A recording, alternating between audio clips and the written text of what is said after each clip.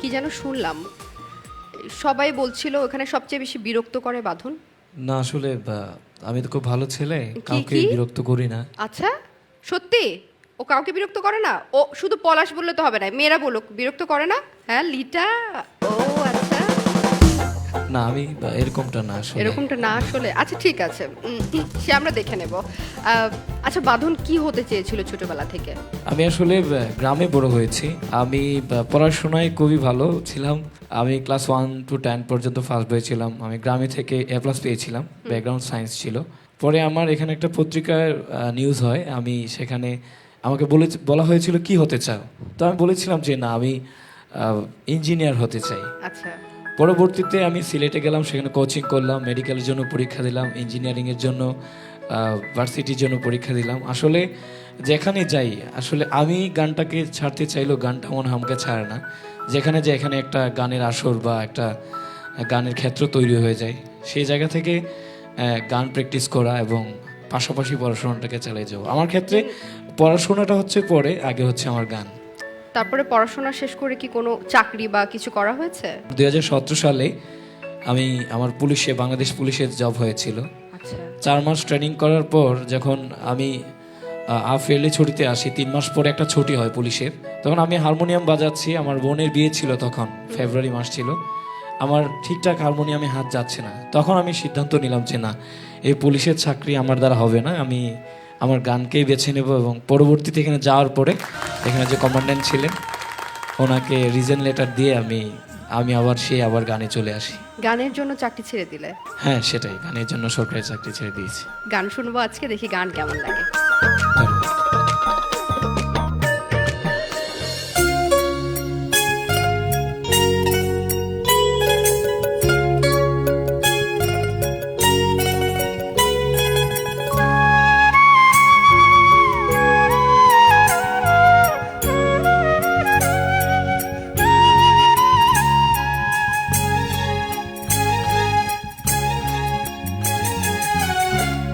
চোখের নজরে এমনি কইরা একদিন খোয়া যাবে, জোয়ার ভাটায় পইড়া দুই চোখ নদী হইয়া যাবে। পোড়া চোখে যা দেখিলাম তাই রইয়া যাবে। ওরা চোখে যা দেখিলাম তাই রইয়া যাবে।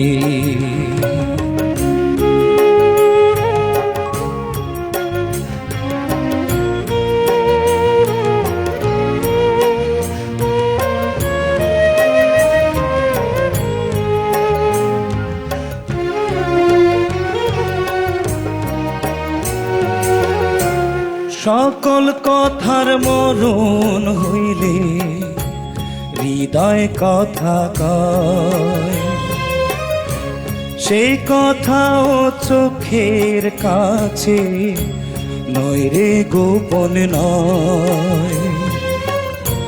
চোখেরই নামার শ্রীনগর, একে একে মনের খবর। চোখেরই নামার শ্রীনগর, একে একে মনের খবর। সে তো কইয়া যাবে, পোড়া চোখে যা দেখিলাম তাই রইয়া যাবে। পোড়া চোখে যা দেখিলাম তাই রইয়া যাবে।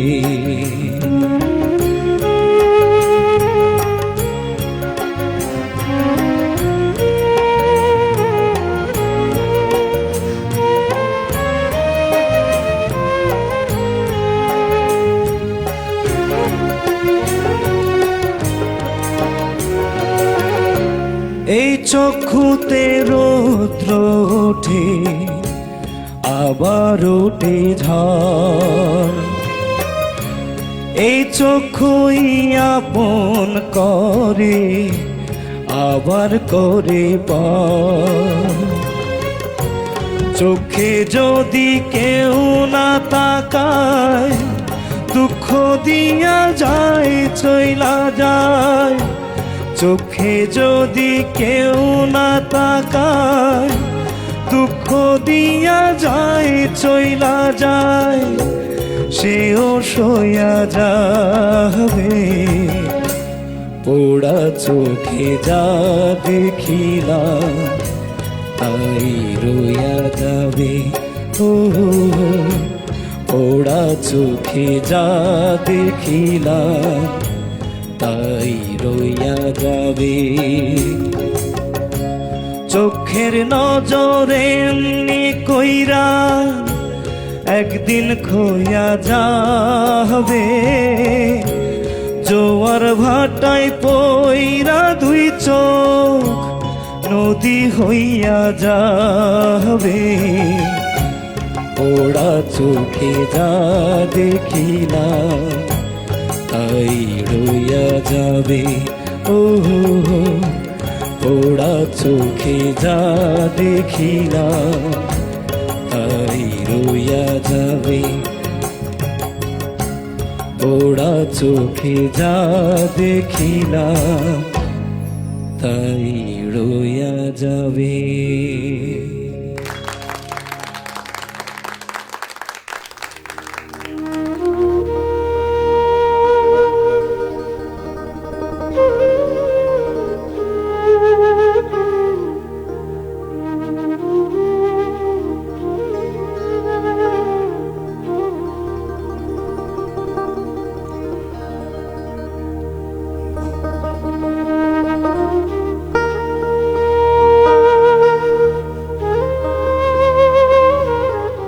একজন প্রতিযোগীর গান শুনে আমাদের এই সহজ মানুষটা, এই মধ্যমণি, আমাদের প্রিয় শওকত আলী ইমন স্যার অঝরে কাঁদছিলেন।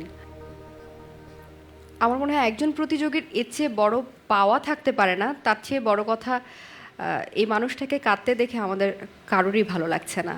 তারপরও দুটো কথা বলবেন আমাদেরকে, ইমন সাহা স্যার। একটা শিল্পীর জীবনে এর চেয়ে আর বড় কিছু হতে পারে না। বাঁধন, তুমি যদি আজকে গান করা ছেড়েও দাও, যেটা তুমি ছাড়বে না আমি জানি, তারপরেও কোনো কারণে যদি আজকে তোমার গান গাওয়া ছেড়ে দিতেও হয় বা ছেড়ে দাও, আমার মনে হয় তোমার সঙ্গীত জীবন সার্থক। ধন্যবাদ স্যার।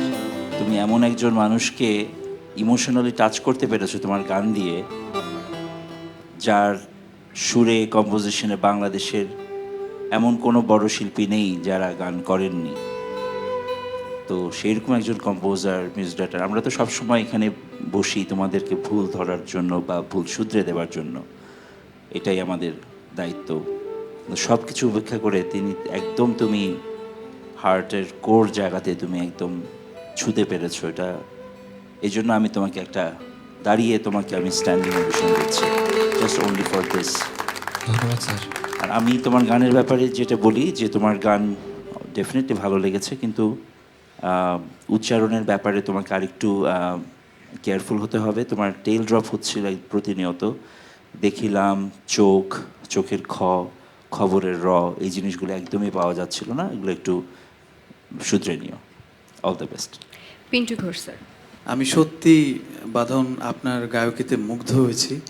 যে আমার এখন মনে হয়েছে যে সত্যি আপনি যে চাকরি বা অন্য কোনো পেশা ছেড়ে গানের জন্য আপনি আবার ব্যাক করেছেন গানের মধ্যে। তো আমি বলবো যে আপনার এই গানে আমরা সবাই তো মুগ্ধ হচ্ছি, অন্যান্য সাধারণ শ্রোতা যখন মুগ্ধ হবে তখন সৃষ্টিকর্তা আপনাকেও সেই লেভেলের একটা আশীর্বাদ দেবে। এবং হবিগঞ্জের মানুষের অন্তরের মধ্যে গান থাকে। আমি নিজেও একজন হবিগঞ্জি, এবং আমি বলবো যে আপনি গানের সাথে থাকেন। আমি বিশ্বাস করি যে আপনি অনেক উপরে যাবেন এবং অনেক মানুষ আপনার গান শুনে ঠিক ইমন ভাইয়ের মতনই কান্না করবে, এবং এতেই আপনার সার্থকতা। আমি বলবো যে আজকে যে এই কান্নাটা চলে আসছে, মানে এর থেকে সার্থক কিছু একজন শিল্পীর জন্য আর হতে পারে না। আপনার জন্য অনেক অনেক শুভকামনা বাঁধন। ধন্যবাদ স্যার। কবির বকুল স্যার। এটিও আমাদের বাংলা চলচ্চিত্রের ভাণ্ডার সমৃদ্ধ করা একটি অমর সৃষ্টি। এই গানটি লিখেছেন আমাদের গাজী মাজহারুল আনার, যাকে আমি আমার ইনস্টিটিউশন বলি। এটা সুর করেছেন আলাউদ্দিন আলী, এবং গেয়েছেন সৈয়দ আব্দুল হাদি। 3 কিংবদন্তির অমর সৃষ্টি এই গান। এটি ফকির মজনু শাহ ছবির গান। আর এমন একটি গানই তুমি আজকে গাইলে যে এই গানটি যখন তুমি ধরেছো তখনই আমার মনে হয়েছে যে ও কি শেষ পর্যন্ত গিয়ে গানটার ওই মাত্রা পর্যন্ত যেতে পারবে।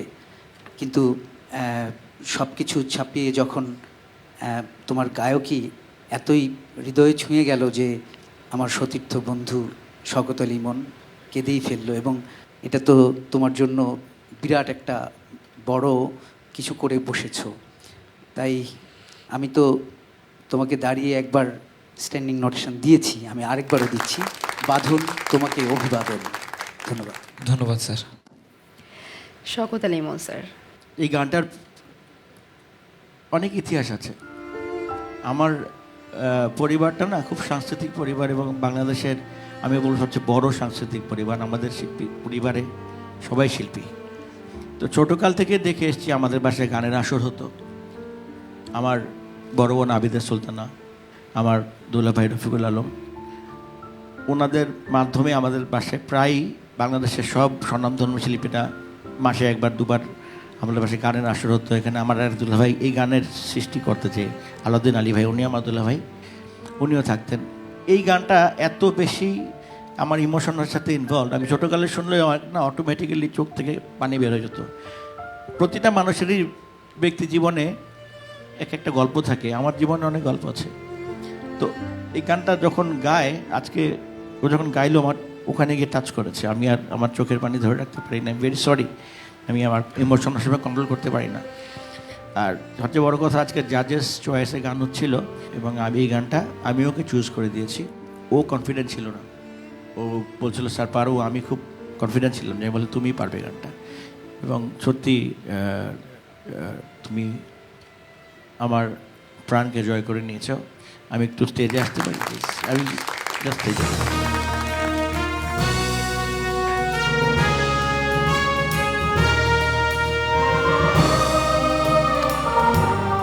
So proud of you. আমরা বাংলার গানে ওর মতো শিল্পী আমাদের দরকার, ওদেরকেই খুঁজছি আমরা বাংলাদেশে। আর with due respect to the জাজেস, আমি কি একটা ডিসিশন দিয়ে দিব? প্লিজ। টপ 15-এ চলে যাও।